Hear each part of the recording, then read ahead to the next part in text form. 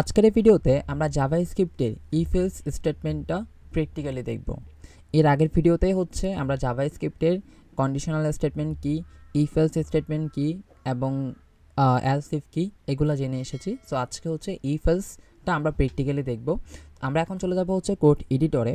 Code এডিটরে এসে আমরা যদি একটা কন্ডিশন এভাবে চিন্তা করি যে আমার যদি নাম্বারটা 0 থেকে বড় হয় তাহলে আমি দেখাবো হচ্ছে কি this is a positive number, অর্থাৎ এটা একটা পজিটিভ নাম্বার এরকম দেখাবো। আর আমার নাম্বারটা যদি 0 থেকে ছোট হয় তাহলে মনে করেন আমি দেখাবো হচ্ছে নেগেটিভ নাম্বার। আর এর মাঝখানে যদি হয় তাহলে অন্য কিছু একটা দেখাবো, ঠিক আছে? তো সেই ক্ষেত্রে এরকম সত্যগুলোর ক্ষেত্রে আমরা কাজ করব হচ্ছে কি, আমরা এখানে চাইলে একটা ভেরিয়েবল নিতে পারি যে নাম ইকুয়াল আমি একটা নাম্বার রাখলাম 5। সো আমার এখন ভেরিয়েবলের নাম্বার কত, 5 রাখলাম।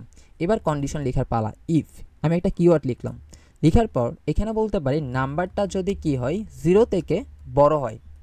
ওকে, সো নাম্বারটা যদি 0 থেকে বড় হয় তাহলে আমি কি বলতে চাচ্ছি যে এটা আমার একটা পজিটিভ নাম্বার।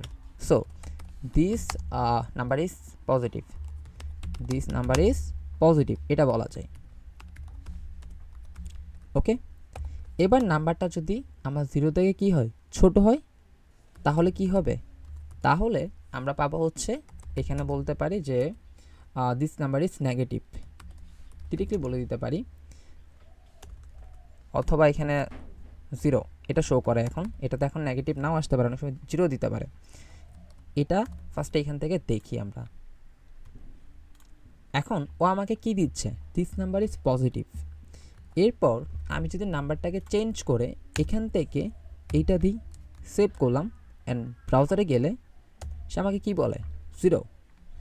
এখন দেখেন এটা যদি ট্রু না হয় তাহলে সে ডিরেক্টলি এখানে আসতেছে। এখানে আরও একটা জিনিস কিন্তু সে চেক করতেছে না যে নাম্বারটা এখানেও কন্ডিশন আছে 0 আর এখানেও যদি 0 আসে তাইলে কি হবে, অর্থাৎ নাম্বার যদি 0 আসে তখন কি হবে সেটাও যদি আমরা দেখাতে চাই এখানে আমরা আলাদা কন্ডিশন লাগাতে পারি। কারণ এখানে মেইনলি আমাদের চেক করার প্রয়োজন হতে পারে এভাবে যে আমরা কন্ডিশনটা চাচ্ছিলাম এরকম, আমার নাম্বারটা যদি 0 থেকে বড় হয় তাহলে তুমি পজিটিভ বলো, আর যদি নাম্বারটা যদি 0 থেকে ছোট হয় তাহলে তুমি নেগেটিভ বলো। তাহলে এই দুইটা কন্ডিশনের মাঝখানে যদি নাম্বারটা 0 হয় তখন কি হবে, তখন আমরা বলে দিব তার নাম্বার ইজ 0। তো সেই ক্ষেত্রে আমরা এখান থেকে এই জায়গায় একটা এলসিফ বসাবো। আমরা এলসিফ আসি, এলসিফ গেলাম, দেন এখান থেকে কন্ডিশনটা বলতে পারি নাম্বার ইকুয়াল ইকুয়াল, আমি এখানে 3টা ইকুয়াল দিছি, ইকুয়াল ইকুয়াল যদি 0 হয় তাহলে তুমি কি বলবে, তুমি বলবো হচ্ছে দ্য নাম্বার ইজ 0, দ্য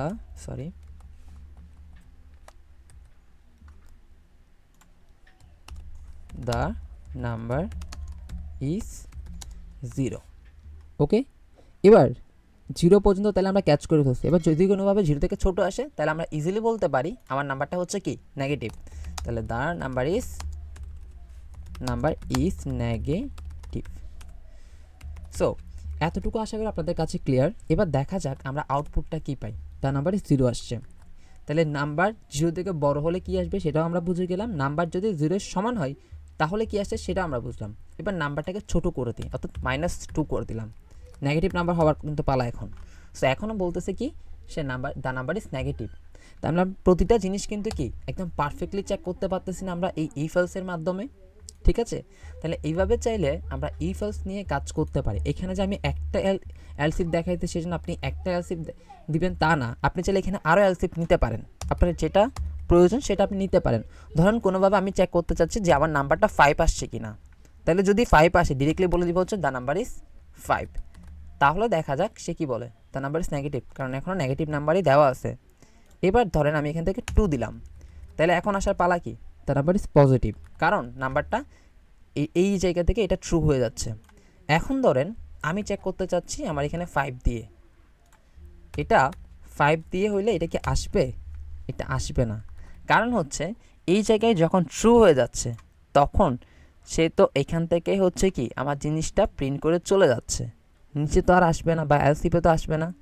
আমরা চাইলে একটা কাজ করতে পারি, কন্ডিশনগুলোকে আর একটু ঘুরে দিতে পারি, বাট এই জায়গায় কিন্তু সে আসছে না, সেটা আমরা ক্লিয়ারলি বুঝে গেলাম।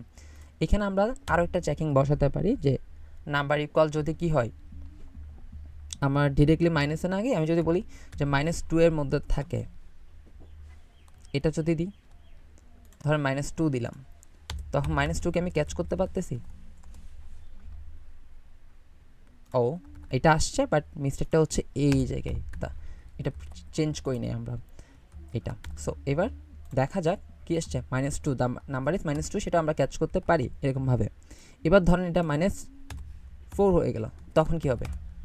তখন সে ডিরেক্টলি নেগেটিভে চলে আসে। অর্থাৎ আমরা চাইলে স্টেপ বাই স্টেপ প্রতিটা জিনিস ক্যাচ করতে পারি, বাট বুঝতে হবে কন্ডিশনগুলো।